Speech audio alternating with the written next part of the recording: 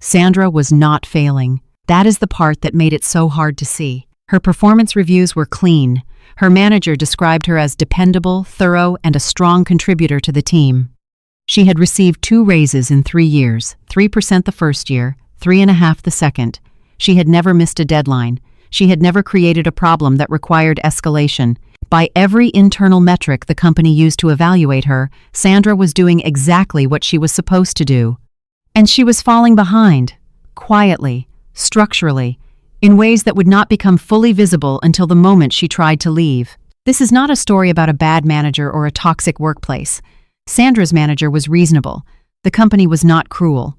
What was happening to Sandra had nothing to do with malice and everything to do with a system that runs the same way, regardless of whether anyone inside it intends harm. The system does not need bad actors to produce bad outcomes. It only needs employees who do not know the mechanism exists. The mechanism has 2 components. They operate differently, they produce the same result, and the employees who escape both of them do one specific thing that Sandra never did until it was almost too late. My name is Zara, and today I will be showing you a career trap that he doesn't want to see. The first component is called compensation drift. It does not feel like a trap when it begins. It feels like stability. Sandra accepted her starting salary 3 years ago after a negotiation she felt reasonably confident about. She pushed back once, received a modest adjustment, and signed. She told herself she had advocated for herself. She was right. What she did not know was that the number she had negotiated, the final number, after the pushback and the adjustment, was still sitting at the bottom quartile of the market band for her role. The company had built a range. She had negotiated within it. She had never seen the range. 3 years and 2 raises later, her salary has increased by 6.5% in total. Inflation over that same period has run higher. The market rate for her role, the number posted in job listings for equivalent positions at comparable companies, has moved faster than either. She has received raises every year. She has lost ground every year. Both of those things are true simultaneously, and the second one is only visible if you are looking at the right number. Most employees look at the wrong number. They compare this year's salary to last year's salary and feel the movement. The company knows this. The annual raise is not designed to close the gap between what you earn and what the market pays. It is designed to be large enough to feel like progress and small enough to preserve the gap the company profits from. The raise is not a correction. It is a retention instrument dressed as a reward. Here is the number Sandra should have been watching. Every 6 months, the going rate for her role in her market. Not what her company says it pays for the role, what other companies are actively posting for it. That number and her number, the distance between them. Because that distance is the real measure of what 3 years of loyalty has cost her. Not in drama, not in missed opportunities she can point to, but in the slow, undramatic accumulation of a gap that compounds like debt. By the time Sandra finally searched her role on 4 job boards, the gap was $26,000 annually. She had not been robbed. She had been retained. Those are different things that feel identical from the inside. The second component runs in the opposite direction and catches a completely different kind of employee. Meet James. James joined a mid-sized logistics company 14 months ago as a supply chain manager, not coordinator, not an analyst, manager. He had negotiated hard on the title because he knew titles travel. They shape the next offer the way the last salary shapes the next salary. He arrived expecting ownership of vendor relationships, budget authority, and a team to coordinate. The scope the title implied at every other company that used it. His first 3 months were framed as a transition period. The previous manager had left things in disarray. James was told he would be cleaning up the foundation before building on it. He understood. He was patient. He reorganized the filing systems, rebuilt the tracking spreadsheets, reconciled 18 months of vendor invoices that had never been properly coded. By month 6, the foundation work was done. James raised his hand for the strategic projects.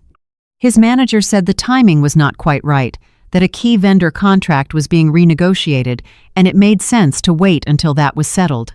James waited. By month 10, James had coordinated shipments, managed documentation, and handled escalations from the warehouse floor. His manager called him indispensable.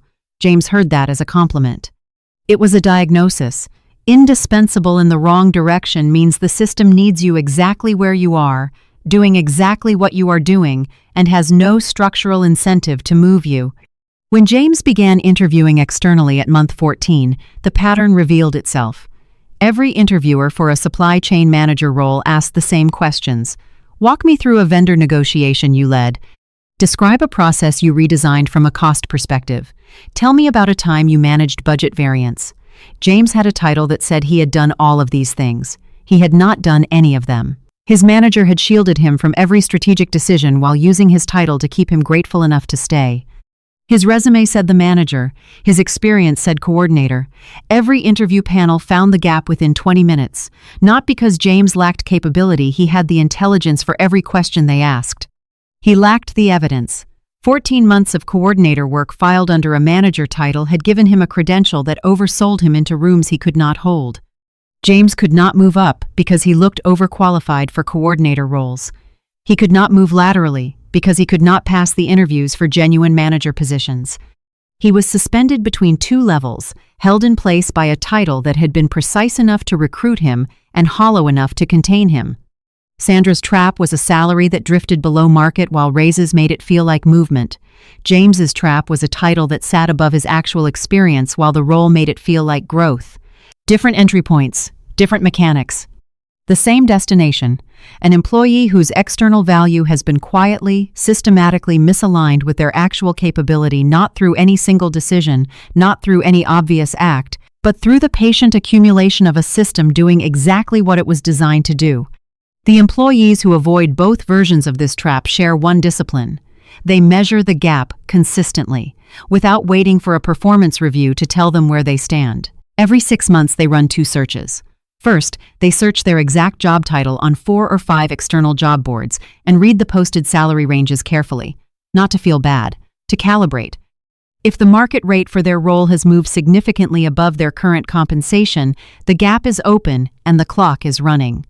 Every month that gap stays open, it costs them more to close it because the longer you stay at a suppressed number, the more normalized it becomes to the next employer who asks what you are currently earning. Second, they read the posted responsibilities for their title and compare them honestly against what they did this week, not what their job description says, what they actually did. If the gap between the posted scope and their daily reality is more than 1 level in either direction, if they are doing manager work under an analyst title, or carrying a manager title while doing coordinator work, they know the role is misrepresenting them in the market. And every month they stay, the misrepresentation compounds. They also learn to hear the difference between a commitment and a delay.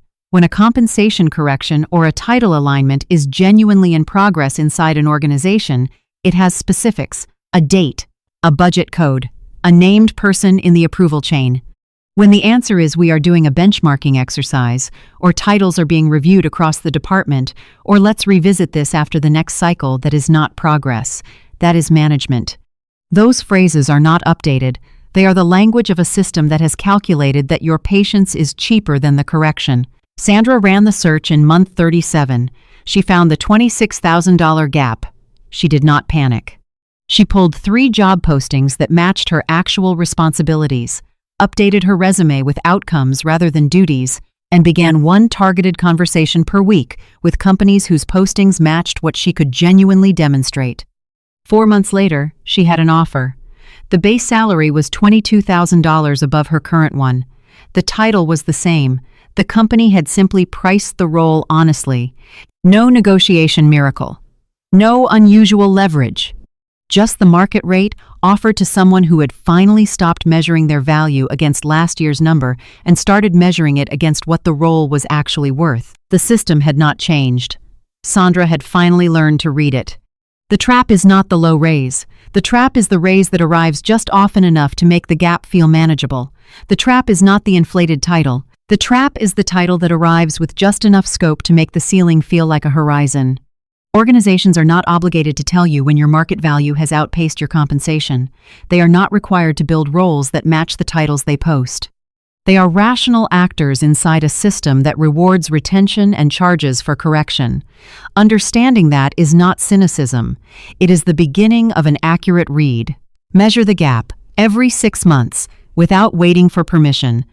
If this is the kind of clarity you have been looking for, someone naming the mechanics honestly, without the motivation and without the noise, subscribe to this channel right now.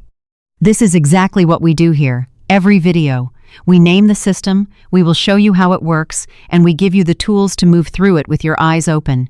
Hit subscribe now. Share this with someone who needs to run the search today. New content drops regularly, and you do not want to miss what is coming next. Subscribe to Zara versus the Workplace. I'll see you in the next video.